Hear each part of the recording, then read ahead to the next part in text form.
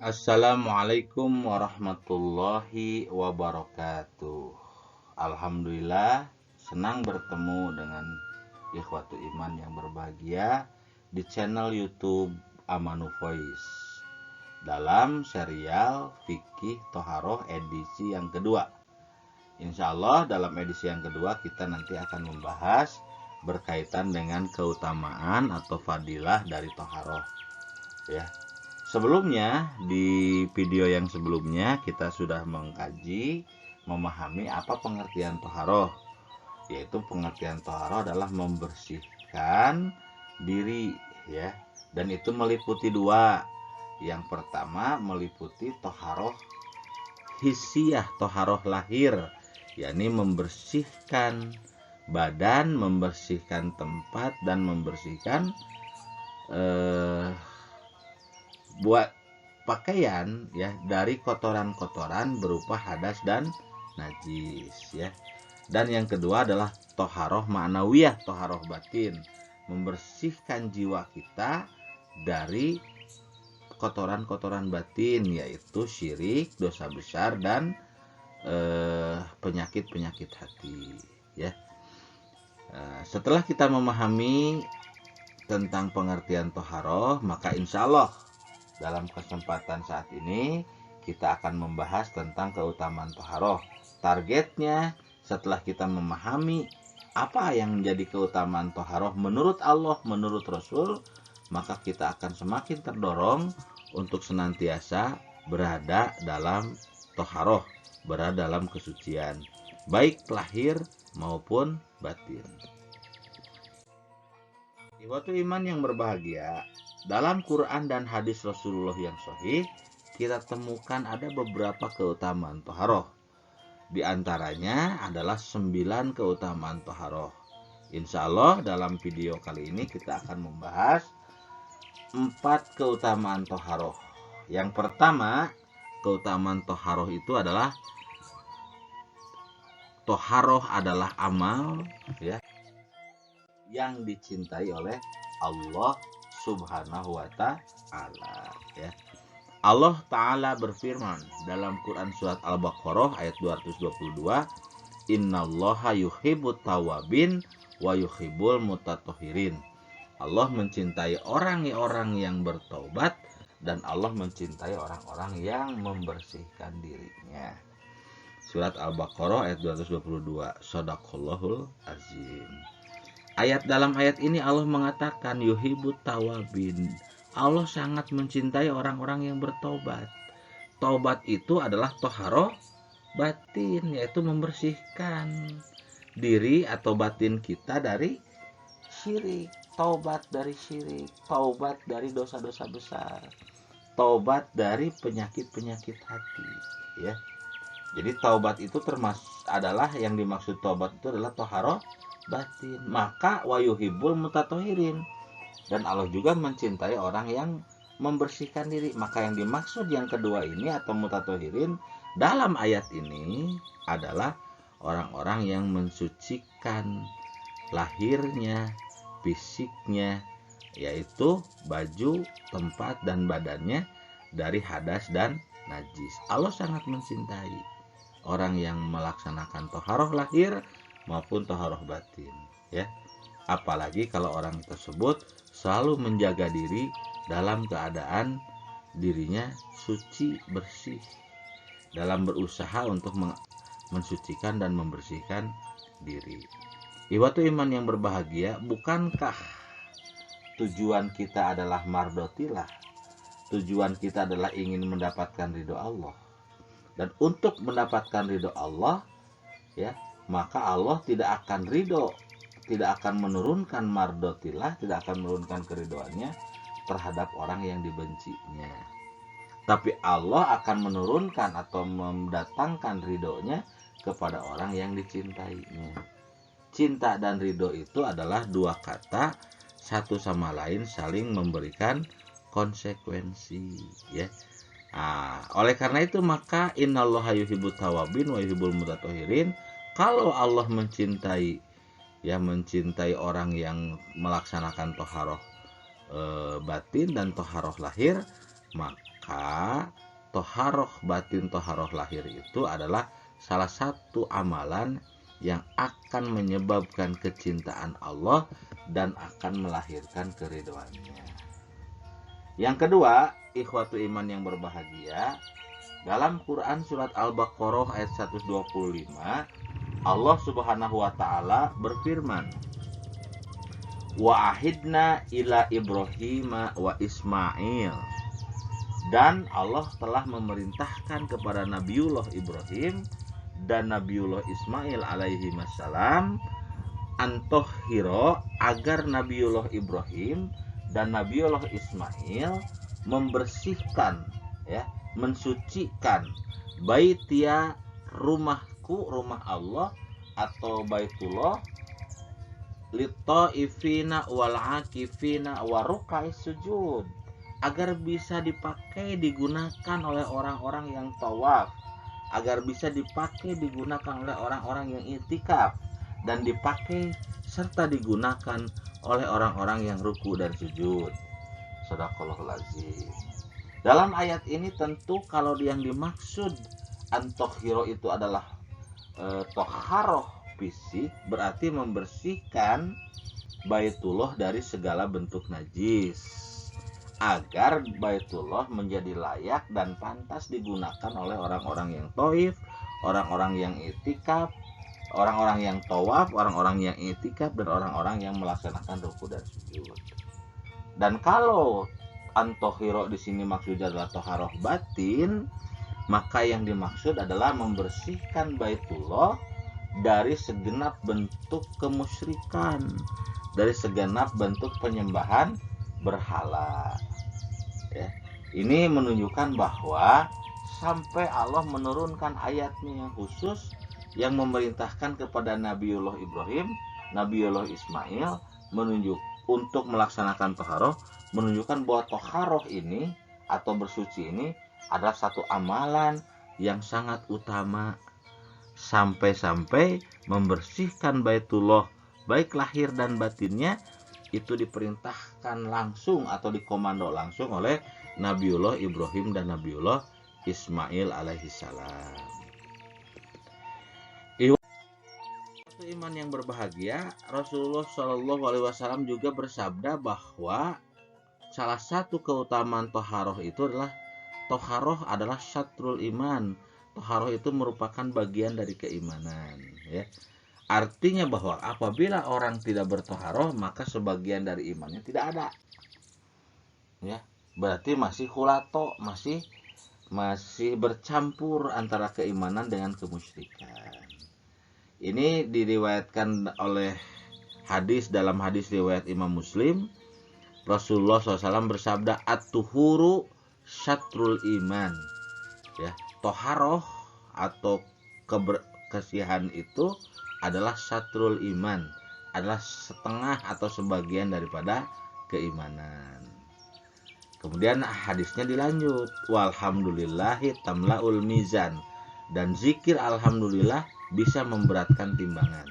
Jadi apabila kita berzikir dan menghayati zikir tersebut, alhamdulillah, alhamdulillah, alhamdulillah, maka kalimat alhamdulillah ini adalah kalimat yang akan bisa memberatkan timbangan kebaikan kita di akhirat. Jadi akhirat itu kita akan masuk ke suasana mizan. Suasana mizan itu adalah amal kita akan ditimbang. Jika berat amal kebaikannya, masuk ke surga. Jika ringan amal kebaikannya atau lebih berat amal keburukannya, maka dia akan masuk ke dalam neraka. Nah, mengucapkan alhamdulillah, menzikirkan alhamdulillah dengan penuh penghayatan dan kehusuan, ini akan memberatkan timbangan kebaikan. Ya. Dan apabila dibaca, dizikirkan dengan subhanallah, subhanallah, walhamdulillah, bukan hanya memberatkan timbangan kebaikan, tetapi juga tamla'ani atau tamla'u ma bainas samawati wal ard, adalah dua hal yang akan memenuhi langit dan bumi. Artinya bukan hanya memberatkan timbangan, tapi pahalanya dilipat gandakan, dibanyakan, dibesarkan sampai bisa memenuhi langit dan bumi. Menunjukkan tidak terhitung, tidak terhingga. Ya. Wassolatun nur, kata Rasulullah, dan sholat itu adalah cahaya. Jadi kalau tidak sholat itu adalah gelap. Ya. Kalau cahaya itu artinya adalah menerangi kita sehingga kita bisa melihat bahwa mana yang baik, mana yang buruk. Kalau gelap tidak bisa. Ya. Mana yang menguntungkan, mana yang tidak menguntungkan. Kalau tidak sholat gelap, dan kalau gelap tidak bisa karena tidak ada cahaya. Ya. Kemudian kita juga bisa mengetahui mana yang baik, mana yang buruk, mana yang benar, mana yang salah. Ya. Jadi sholat itu adalah nur, kata Rasulullah Shallallahu Alaihi Wasallam. Wasodakoh burhan, dan sodakoh itu adalah burhan. Burhan itu bukti nyata dari keimanan. Orang yang tidak bersedekah, menyantuni fakir dan miskin, menyantuni anak yatim, ya, tidak menginfakkan hartanya di jalan Allah, ya, maka orang tersebut tidak punya bukti di hadapan Allah bahwa dia telah beriman kepadanya. Jadi semakin banyak buktinya, maka akan semakin nampak benar keimanannya. Ya, wasobru dia, ya. Dan sabar itu adalah cahaya kemenangan. Tidak ada kemenangan dalam Islam kecuali harus dengan kesabaran, ya. Wal Qur'anu hujjatul laka wa hujjatun alaika.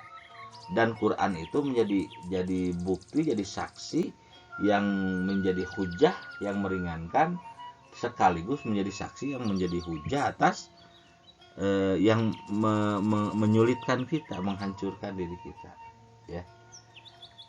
Dalam hadis lain, Rasulullah Shallallahu Alaihi Wasallam, ya, dari Sauban, Anis Sauban radhiyallahu anhu qala Rasulullah Shallallahu Alaihi Wasallam, Rasulullah SAW bersabda, istaqimu walan tuhsu, beristiqomahlah kalian walaupun kalian tidak akan mampu sempurna.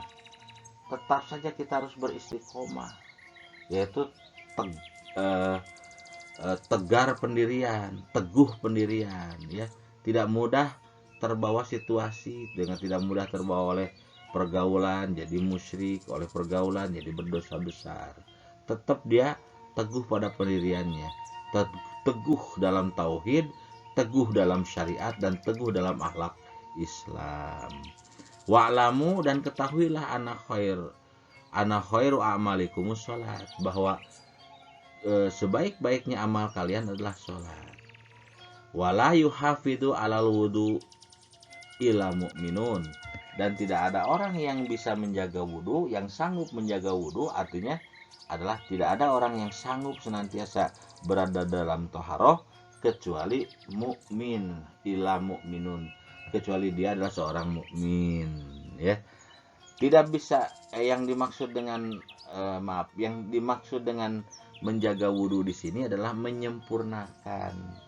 Menyempurnakan wudhu artinya memenuhi seluruh syarat dan rukun dan sunat daripada perbuatan wudhu, ya. Dan yang kedua,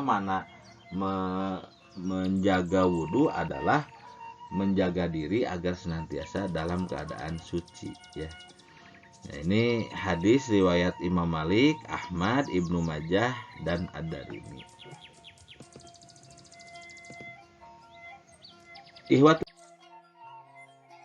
iman yang berbahagia, yang keempat di antara keutamaan wudu, keutamaan toharoh, ya, itu adalah kunci atau pembuka sholat. Ini kita lihat dalam hadis an Ali radhiyallahu anhu, dari Ali bin Abi Thalib, semoga Allah meridhoi padanya. Qala Rasulullah SAW, Rasul bersabda, ya, Rasulullah SAW bersabda, miftahus sholat at-tuhur, ya. Tadi kan disampaikan bahwa sholat itu sebaik-baiknya amal. Nah, miftahus sholat, sekarang miftahus sholat, kunci pembuka sholat adalah bersuci, ya.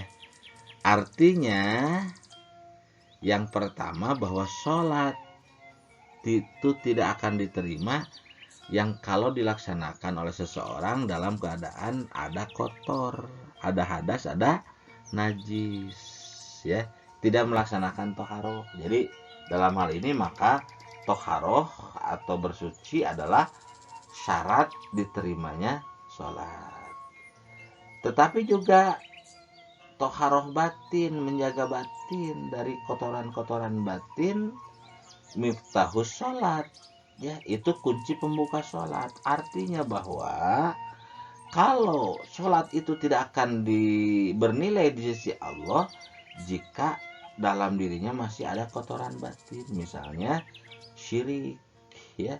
Itu seperti sholatnya orang jahiliyah dulu zaman Rasulullah Shallallahu Alaihi Wasallam, yang mereka sholat tetapi Allah menilai sholat mereka hanya muka wa tasdia, ya, gerakannya dinilai oleh Allah hanya bertepuk tangan dan bacaannya hanya dinilai sebagai siulan saja. Ini kenapa terjadi begitu? Karena dia masih musyrik. Jadi miftahu sholat at-tuhur, toharoh lahir dan batin ini menjadi kunci pembuka sahnya sholat dan kunci pembuka diterimanya sholat oleh Allah Subhanahu wa Ta'ala. Wa tahrimuhat takbir, dan yang mengharamkan, ya, yang mengharamkannya adalah takbir.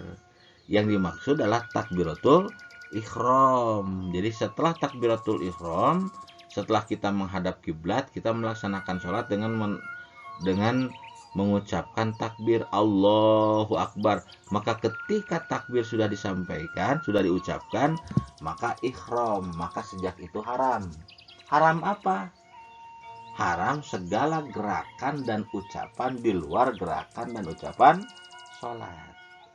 Wa tahliluha taslim, dan yang menghalalkannya kembali adalah salam setelah kita membaca doa tahiyat yang terakhir, ya, kemudian mengucapkan salam sambil memalingkan muka ke arah kanan. Dengan mengucapkan salam, maka saat itu dihalalkan kembali gerakan dan ucapan di luar gerakan dan ucapan sholat. Ini hadis riwayat Abu Dawud dan At-Tirmidzi.